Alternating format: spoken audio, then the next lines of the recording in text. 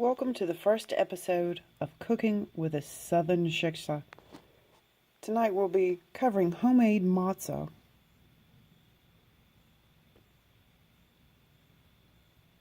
Do you get your bread from a plastic bag? Is bread just something you make a sandwich with?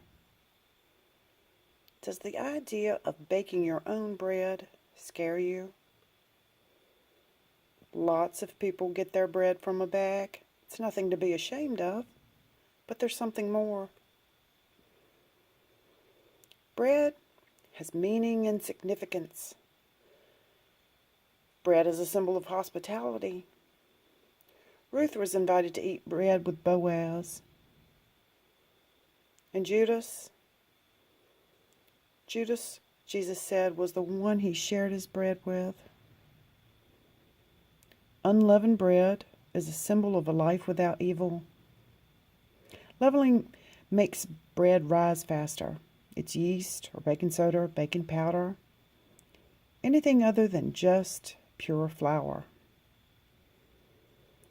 Bread is a symbol of God's providing for us. Think of manna from heaven for the Israelites that took care of them in the wilderness. The first step in making matzah is to gather all of the ingredients. You need a cup of flour, plus a teaspoon for dusting, a third of a cup of water, half a teaspoon of kosher salt, and a teaspoon of olive oil. The main thing to remember here is that each of these ingredients can be adjusted as they're needed. Next, prepare your work area. You have to get the oven rack in the top position and your oven preheated with the rack inside the oven to 475 degrees. And make sure to measure out all your ingredients and have them in small bowls at the ready. Clear a work area to roll out your dough. And make sure that you put flour on your rolling pin or the dough is going to stick to it. Pour some olive oil into a bowl and have the basting brush right next to it ready. And you'll also need a fork to pierce the dough with. The importance of having everything ready is that you have exactly 18 minutes to complete this recipe from start to finish. The symbol of the unleavened bread is the speed at which the Israelites had to get ready and go. It's the speed at which we have to be ready to go in our own lives. Set your timer for 18 minutes. You can't have a second longer. Now begin. Dump the flour in the bowl. Add the water. Stir it until a dough ball forms. And now move the dough ball out onto your floured surface and start kneading the dough. 30 seconds is all you have here. Divide the ball into 4 equal balls.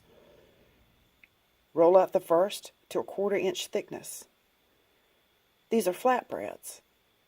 Pierce the dough with a fork about 25 times on each side and then move that one to the edge. You've got to be quick.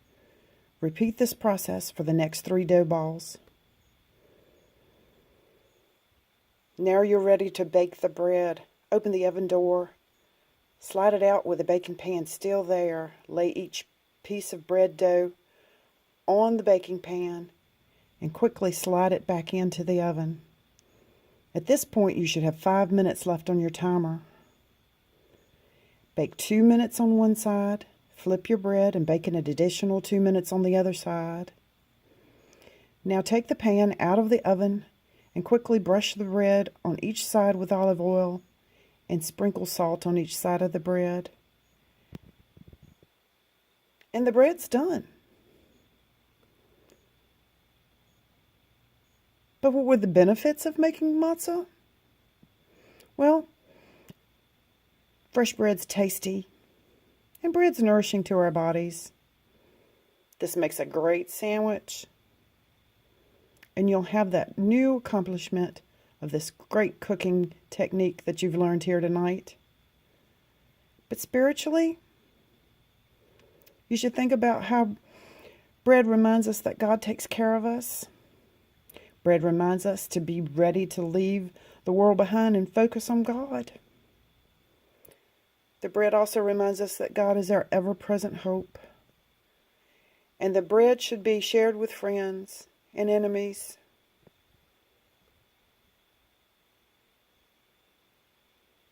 So like that recipe that we just followed, the Bible's full of proverbs and promises and poignant stories. We can use them to live our lives as God intended. Well, we shouldn't be satisfied by bread alone. We need guidance and God's plan for our lives so that we can be filled in our bodies and our souls. So you shouldn't be afraid of doing something you've never tried before, because we know that God works all things to the good of those who believe.